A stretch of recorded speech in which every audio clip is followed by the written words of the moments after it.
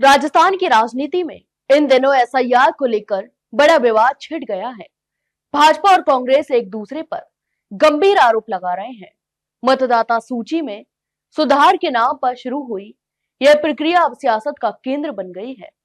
भाजपा जहां कांग्रेस पर फर्जी और अयोग्य वोटरों को बचाने का आरोप लगा रही है, तो वहीं कांग्रेस एसआईआर को आम लोगों और बीएलओस के लिए जानलेवा दबाव बताकर सरकार पर निशाना साध रही है। भाजपा के पूर्व प्रदेश अध्यक्ष अशोक परनामी ने कांग्रेस पर सीधा हमला बोलते हुए कहा कि एसआईआर प्रक्रिया से कांग्रेस घबरा गई है।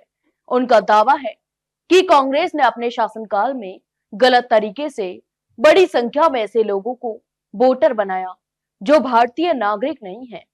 परनामी ने कहा कि एसआईआर के चलते ऐसे फर्जी वोटर अब उजागर हो जाएंगे।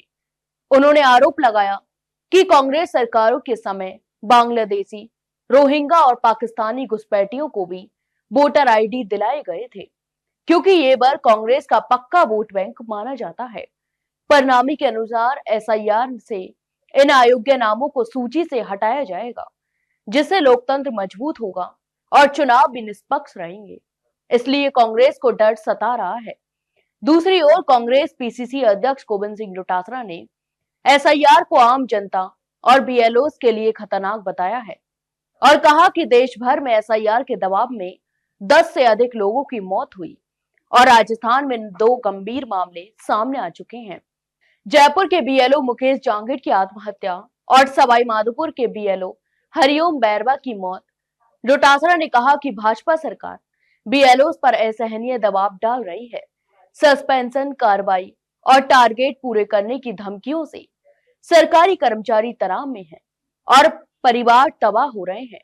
मृतक परिवारों ने भी सरकारी तंत्र पर गंभीर आरोप लगाए हैं, लेकिन सरकार इसे नेचुरल डेथ बताकर पल्ला झाड़ रही है।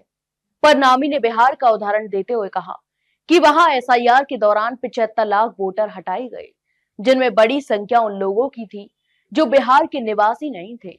यहां तक कि उन्होंने सवाल भी उठाया, क्या बाहरी लोगों को किसी राज्य की सरकार चुनने का हक होना चाहिए। यहां तक कि परनामी का तर्क है कि एसआईआर से ऐसी अनियमितताएं सामने आती हैं और मतदाता सूची भी अलग होती है। जयपुर में मीडिया से बातचीत के दौरान परनामी और भाजपा युवा मोर्चा के प्रदेश अध्यक्ष अंकित चेची ने कहा कि कांग्रेस हर चुनावी हार के बाद नया बहाना ढूंढती है, कभी ईवीएम तो कभी एसआईआर। परनामी ने याद दिलाया कि कांग्रेस ईवीएम के मुद्दे पर सुप्रीम कोर्ट तक गई, लेकिन वहां भी उसे राहत नहीं मिली। उन्होंने कहा कि चुनाव आयोग स्वतंत्र और निष्पक्ष रूप से काम कर रहा है और एसआईआर फिलहाल 12 राज्यों में चल रहा है। डोटासरा ने पूछा कि आखिर बीएलओस पर इतना दबाव क्यों बनाया जा रहा है, क्या सरकार किसी खास उद्देश्य से मतदाता सूची में जल्दबाजी में बदलाव करना चाहती है।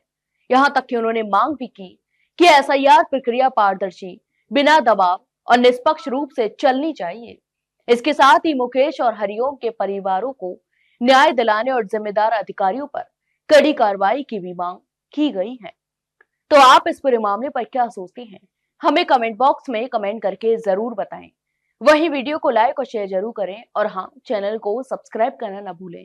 फिलहाल के लिए इतना ही, जल्द मिलते एक नई जानकारी के साथ। तब तक के लिए नमस्कार।